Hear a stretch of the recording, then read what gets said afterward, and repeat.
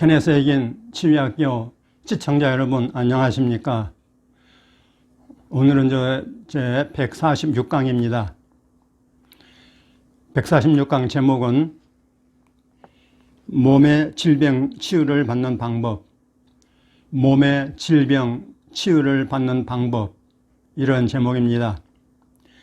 이 강의는 제가 지난번 145강에서 여러분에게 약속한 대로 케네스에긴 목사님의 믿음과 치유 유튜브 메시지를 스크립트를 제가 번역해서 이렇게 올리게 되었습니다. 그런데 내용이 1시간짜리여서 굉장히 분량이 많았습니다. 그래 제가 깊이 생각하는 가운데 3부로 나누어서 1부, 2부, 3부로 이렇게 방송해야 되겠다고 생각을 했습니다. 해기 목사님은 미국 남부 텍사스 출신으로 그 영어 억양이 발음하는 게 굉장히 알아듣기 어렵습니다. 그래서 저도 공부할 때 참 힘들었는데 지금은 그래도 많이 익숙해졌습니다. 그래서 이 번역을 하는데 굉장히 애를 많이 먹었습니다만은 하나님의 은혜와 또 여러분의 기도와 지혜를 발휘해서 아주 깔끔하게 잘 정리했습니다. 여러분의 그 은혜가 될 줄로 믿습니다. 그럼 이제 제 1부를 시작하겠습니다. 요절 말씀은 잠언 4장 20절로 22절입니다.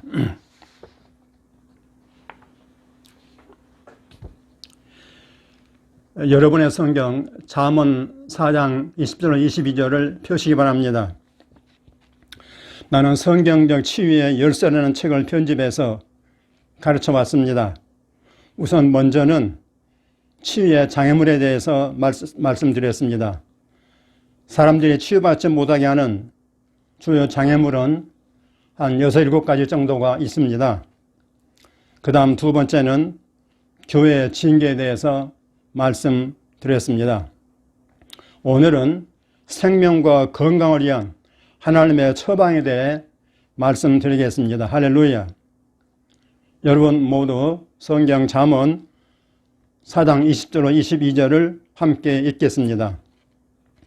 내 아들아, 내 말에 주의하며 내가 말하는 것에 내 귀를 기울이라.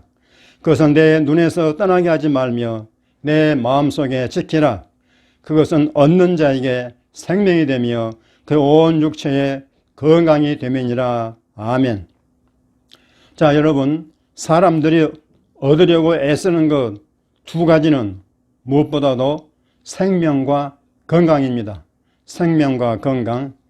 이 본문 말씀에서 하나님은 그것을 얻는 방법을 우리에게 알려주셨습니다. 하나님은 먼저 우리에게 모든 생명은 오직 말씀을 통해서만 온다고 말합니다. 하나님께서 우리에게 기록된 말씀을 주셨는데 그것은 살아있는 말씀, 그 주 예수 그리스도를 우리에게 계시해 주시기 위해서죠. 맞습니까, 여러분? 예수님은 살아있는 말씀이십니다. 요한복음 아시죠? 요한복음 1장 1절부터 세 구절을 보겠습니다. 태초에 말씀이 계시니라. 이 말씀이 하나님과 함께 계셨으니 이 말씀은 곧 하나님이시니라. 아멘. 태초에 말씀이 하나님과 함께 계셨고 만물이 그로 말미암아 지은 바 되었으며 그거 없이는 아무것도 만들어지지 못했습니다. 다시 그 아래 14절로 내려가서 말하기를 말씀이 육신이 되어 우리 가운데 거하셨습니다. 예수님이 바로 하나님의 말씀이십니다. 할렐루야. 살아있는 하나님의 말씀이죠. 자, 이제 요한복음 10장 10절에 보면은 내가 온 것은 양으로 생명을 얻게 하고 더 풍성히 얻게 하려는 것이라고 했습니다. 여러분은 잠언 4장의 그 본문을 주목해 보시기 바랍니다. 내 아들아, 내 말에 주의하며 내가 이르는 것에 내 귀를 기울이라. 그것은 내 눈에서 떠나게 하지 말며 그것을 내 마음속에 지키라. 그것은 얻는 자에게 생명이 됨이라고 했습니다. 예수님은 말씀하시기를 내가 온 것은 양으로 생명을 얻게 하고 더 풍성히 얻게 하려 함이라고 하셨습니다. 그게 바로 예수님이 오신 이유입니다. 사람이 생명을 얻게 하기 위해서죠. 예수님은 몇 가지 새로운 삶의 규칙을 인간에게 주기 위해서 오신 게 아니었습니다. 이 규칙을 지키면 하늘 계단을 올라 영광의 세계로 갈 수 있다는 게 아니었습니다. 예수님은 인간에게 새로운 행동 규범을 주시려고 오신 게 아니었습니다. 예수님은 가르침의 시스템을 주려고 오시지 않았습니다. 예수님이 오신 것은 생명을 얻되 더 풍성히 얻게 하기 위해서 오셨다고 말씀하셨습니다. 할렐루야. 자, 우리 성경은 여기 잠언에서 이런 말로 시작합니다. 내 말에 주의하라. 내 말에 주의하라. 내가 말했듯이 예수님은 하나님이 우리에게 주신 살아있는 말씀이십니다. 하나님은 우리에게 기록된 말씀을 주셨습니다. 살아있는 말씀을 우리에게 알려주시려고 기록된 말씀을 주신 것입니다. 할렐루야. 우리는 살아있는 말씀이신 예수님께 귀를 기울이고 예수님을 바라보아야 합니다. 그뿐 아니라 또한 이 기록된 말씀도 예수를 우리에게 알려줍니다. 특히 우리가 신약의 서신서들을 읽을 때 그렇습니다. 서신서는 교회에게 써보낸 편지입니다. 진짜 사실을 말하면 아무도 사복음서만으로는 살 수 없고 성공적인 크리스천이 될 수 없습니다. 사복음서는 예수님의 삶과 행적을 기록한 역사입니다. 그가 한 일, 그가 한 말, 그가 한 행동. 복음서에서 우리는 예수님이 죽으시는 것을 보게 됩니다. 그러나 우리가 복음서 그 이상으로 나아가지 아니하면 왜 예수님이 죽었는지 알지 못할 것입니다. 그러나 여러분은 이미 서신서를 읽었기 때문에 그걸 알 수 있습니다. 하지만 사복음서만 읽는다면 예수님이 왜 죽었는지 알지 못할 것입니다. 나는 여러분이 사도들보다 더 스마트하다고 생각지 않습니다. 그들은 예수와 함께 있었지만 알지 못했습니다. 기억하세요? 예수님의 부활 후 제자들이 주께서 이스라엘 나라를 회복하시면 이때입니까? 라고 물었습니다. 그들은 여전히 지상 왕국을 기대하고 있었습니다. 그리고 예수님이 이스라엘 나라를 회복해 줄 것으로 생각했습니다. 그들은 땅의 왕을 찾고 있었습니다. 교회에서 보낸 편지인 서신서에서는 이 살아있는 말씀이신 주 예수 그리스도가 우리를 위해 행하신 일을 읽게 됩니다. 거기서 우리는 예수가 죄를 알지도 못한 자였는데 우리를 위해 죄가 되었다고 읽게 됩니다. 우리가 그 안에서 그리스도 안에서 하나님의 의가 되게 하려고 하신 것이죠. 고린도후서 5장 21절에 나오는 말씀입니다. 여러분 갈라디아서 3장 13절에 보면 그리스도가 우리를 율법의 저주에서 속량하셨습니다. 그게 서신서에 기록이 되지 않았다면 그리스도가 무엇에서 여러분을 속량하셨는지 알지 못할 것입니다. 그가 우리를 죄에서 속량하셨다고 누군가가 말했습니다. 성경은 그렇게 말하지 않았습니다. 성경은 그가 율법의 저주에서 우리를 속량하셨다고 말했습니다. 갈라디아서 3장 13절은 그가 우리를 위해 저주가 되셨다. 기록된 바 나무에 달린 자마다 저주를 받았다고 했습니다. 할렐루야. 우리는 율법의 저주에서 속량받았습니다. 율법의 저주가 무엇입니까? 그것을 발견하는 유일한 한 가지 방법은 구약의 율법으로 가서 그 저주가 무엇이라고 말하는지 읽어보는 것입니다. 첫째는 영적인 죽음입니다. 거기서 그것에서 우리가 속량받았습니다. 둘째는 가난이고요. 셋째는 질병입니다. 서신서의 로마서 6장 23절에서 죄의 삭은 사망이요 하나님의 은사는 그래서 예수 우리 주 안에 있는 영생이라고 했습니다. 할렐루야. 다시 자문으로 돌아가서 저자는 성령의 감동으로 말했습니다. 내 말에 주의하라. 내 말하는 것에 내 귀를 기울이라. 여러분이 충만한 생명 가운데 행하기 원한다면 무엇보다 먼저 하나님의 말씀에 전적인 주의를 기울이십시오. 여러분의 마인드에서 하나님의 말씀 이외의 모든 것을 제거해버리고 하나님의 말씀에 근거하여 행동하십시오. 하나님은 우리에게 말씀하시기를 내가 말하는 것에 내 귀를 기울이라. 내 말에 주의하라고 하셨습니다. 우리는 하나님이 말하는 것에 귀를 열어야 합니다. 그리고 그 밖의 모든 것에는 귀를 닫아야 합니다. 자, 치유에 관하여 여러분이 하나님의 말하는 것에 귀를 열 때, 그리고 그 밖의 모든 사람이 말하는 것에는 귀를 닫을 때 얼마나 차이가 크게 나타나는지요. 내가 가끔 이 이야기를 하는데, 내가 개최했던 바로 그 3주간 집회에서 한 침례교 집사 남자가 두 아들을 데리고 나왔습니다. 그들은 여기 미국에서 어떤 유명한 병원으로 그들을 데려갔습니다. 그들의 상태는 의학적으로 불치병으로 진단되었습니다. 이 침례교 집사가 그 아이들을 데리고 나왔는데 그가 침례교 신자인 걸 알고 나 역시 침례교에서 태어나고 자랐기 때문에 침례교에서는 신유를 설교도 하지 않고 가르치지도 않았기에 내가 그에게 물었습니다. 그는 철저히 바르게 거듭난 집사였습니다. 당신은 신유를 믿는가요? 네, 확실히 믿습니다, 목사님. 그가 어린 아들들을 데리고 나왔기에 내가 하나님의 말씀을 말하자 그가 성경책을 가지고 있다면서 이렇게 말했습니다. 제가 여기 앉아서 목사님의 말씀을 듣는데 그날 밤만이 아니라 계속 설교를 들었습니다. 성경에 표시를 하기도 하고 성경을 공부했습니다. 의사들은 최선을 다했지만 우리 아이들이 불치병이라고 선언했습니다. 나는 하나님의 말씀하시는 것을 믿습니다. 하나님께는 불치병이라는 게 없습니다. 그래서 내가 그 아이들에게 안수했더니 그들이 완전히 치유되었습니다. 할렐루야. 내가 1년 후에 다시 그곳에 갔더니 그 남자가 이제는 순복음교회에서 성령 세례도 받고 주일학교 교사를 하고 있었습니다. 그가 아이들을 바로 그 동일한 병원에 데리고 갔는데 불치병의 흔적도 발견할 수 없었습니다. 할렐루야. 반면 그 동일한 집회에서 순복음교회 한 부인이 치유를 받으러 나왔습니다. 그녀는 구원받았고 성령 세례도 받은 이 순복음교회 교인이었습니다.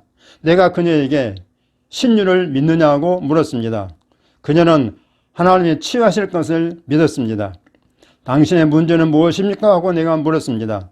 그녀 역시도 세계적으로 유명한 병원에 다녔습니다. 아까 그 침례교 남자가 두 아들을 데리고 다녔던 바로 그 병원 말이죠. 의사는 그녀에 대해 똑같은 진단을 내렸습니다. 같은 병은 아니지만 불치병이라고요. 그 병에 당장에 내일 그녀를 죽게 하지는 않겠지만 고작해 앞으로 3, 4년 정도 생존할 거라고 했습니다. 그녀는 순복음 교인이기에 나는 그녀가 치유받을 준비가 되어 있다고 가정했습니다. 여러분과 나는 내적인 정보가 있으니 놀랍지 않습니까? 성경에 그가 친히 우리의 연약한 것을 친히 담당하시고 병을 짊어지셨도다 라는 구절을 그 부인에게 주었습니다. 그녀는 그 말씀을 알고 있었습니다. 그녀는 말하기를 나는 그 말씀을 다 읽었습니다 라고 했습니다. 그런데 의사가 말하기를 나는 좋은 의사에 대해 하나님께 감사를 드립니다. 이건 해기는 말입니다. 해기 목사님은 의학을 반대하지 않기 때문에 이렇게 말한 것입니다. 그가 최선을 다했지만 이건 불치병이라고 진단했습니다. 그녀는 의사가 그렇게 말했기 때문에 자기는 치유받을 것이라고 생각하지 않는다고 말했습니다. 그녀는 하나님이 말하는 것에 귀를 기울이지 않았습니다. 그녀는 그 몇 년 동안 확신의 치유를 받지 못했습니다. 내가 그 침례교 집사의 아이들이 치유받은 것을 본 후에 그들이 커서 10대가 되었는데 그때도 여전히 건강했습니다. 할렐루야. 의학에 의하면 그 아이들은 이미 여러 해 전에 죽었어야 했는데 말이죠. 그리고 여자는 의학에 의하면 죽어야 했는데 진짜로 죽었습니다. 일부 사람들은 말하기를 그게 하나님의 뜻이라고 했습니다. 하나님이 그 아이들을 살리고 그녀는 본향으로 데려가졌습니다. 자, 나는 그녀가 주님의 품에 안긴 것을 기쁘게 생각합니다. 그러나 만일 그녀가 하나님이 말하는 것에 귀를 기울였더라면, 그녀가 하나님의 말씀에 주의하고 하나님이 말하는 것에 귀를 기울였더라면 그녀는 달라졌을 것이라고 믿습니다. 우리는 하나님이 말하는 것에 귀를 기울여야 합니다. 그 다음 하나님이 말하는 것을 믿고 그것을 받아들이면 그의 말씀이, 하나님의 말씀이 우리를 위해 역사할 것입니다. 아멘 하세요. 예수님은 요한복음 17장 17절에서 그의 아버지께 기도하기를 아버지의 말씀은 진리시다라고 말했습니다. 또 요한복음 8장 32절에서 예수님은 말씀하셨습니다. 진리를 알지니 진리가 너희를 자유케 하리라. 할렐루야. 자, 어떤 사람도 하나님의 말씀을 알지 못하면 생명과 자유와 진리를 알지 못할 것입니다. 할렐루야. 하나님의 말씀은 두 가지로 적용이 됩니다. 예수가 하나님의 말씀이기 때문입니다. 예수는 하나님의 말씀이라 불립니다. 물론 거듭나기 위해서는 그를 개인적으로 알아야 합니다. 예수 그리스도를 개인적으로 교제해야 합니다. 주 예수 그리스도를 개인적으로 알아야 합니다. 그러나 또한 기록된 말씀을 실제로 아는 게 필요합니다. 여러분은 기록된 말씀을 알지 않고서는 살아있는 말씀인 예수를 알 수 없습니다. 예수는 말씀이 그에 대해 말하는 모든 것이기 때문에 말씀을 알지 못하면 진정으로 예수를 알 수 없습니다. 아멘 하세요. 여기서 여러분이 뭔가를 주목하기 바랍니다. 베드로후서를 보겠습니다. 베드로후서 1장 4절에서 베드로가 말한 것에 주목해 보세요. 이로써 그 보배롭고 지극히 큰 약속을, 이건 하나님이 기록된 말씀을 말합니다. 우리에게 주사 이 약속으로 말미암아 너희가 정욕 때문에 세상에서 썩어질 것을 피하여 신성한 성품에 참여하는 자가 되게 하려 하셨느니라. 아멘. 여러분이 거듭날 때 필요한 성경 구절 하나를 읽으면은 죄의 삭은 사망이요 하나님의 은사는 영생이라고 했습니다. 여러분이 거듭날 때 영생이라는 하나님의 생명과 같은 생명이 여러분의 영에 전이되었습니다. 그래서 여러분 안에 하나님의 생명을 갖게 되었습니다. 그러나 하나님의 말씀을 알지 못하면 하나님이 여러분에게 갖기 원하시는 풍성함은 갖지 못합니다. 그래서 그 보배롭고 지극히 큰 약속을 우리에게 주신 것입니다. 이 보배롭고 지극히 큰 약속에 의해서 여러분은 신성한 성품에 참여하는 자가 되었습니다.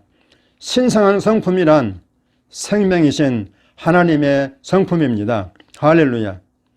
아멘 하세요. 그러므로 기록된 말씀을 아는 것이 또한 필요합니다. 여러분이 기록된 말씀을 알지 못하면 살아있는 말씀이신 주 예수 그리스도를 충분히 알지 못할 것입니다. 다시 반복합니다.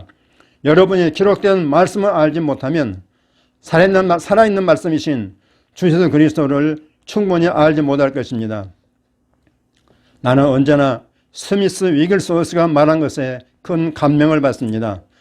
스미스 위글스워스는 영국의 목사로 오순절 운동의 개척자 중 한 분이셨습니다. 그는 이렇게 말했습니다. 많은 사람들이 감정으로 하나님을 이해하려고 노력한다.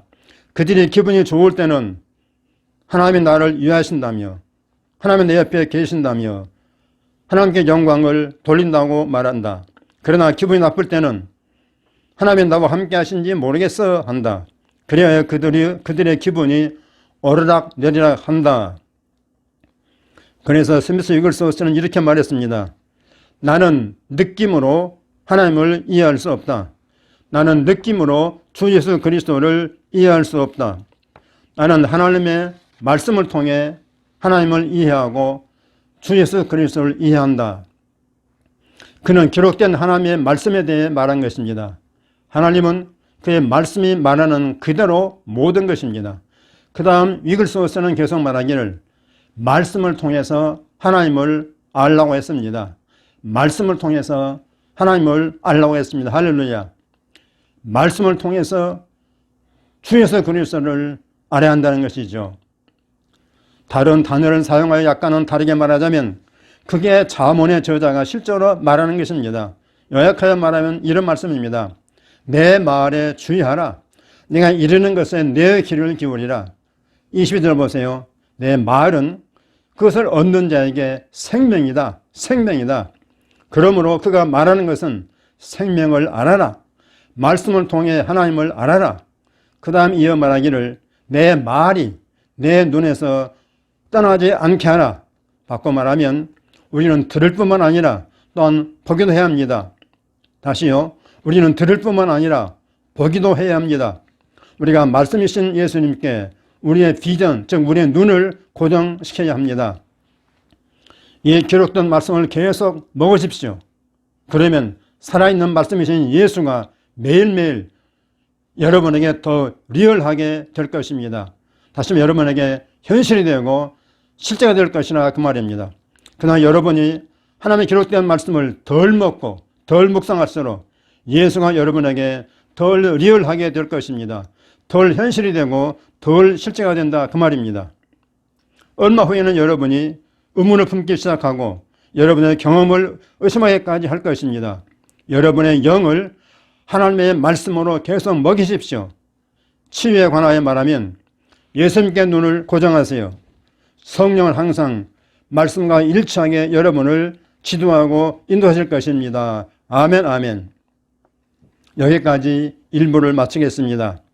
이제 여러분은 바로 2부 메시지로 들어가서 또 계속 들으시기를 바랍니다. 아멘, 할렐루야.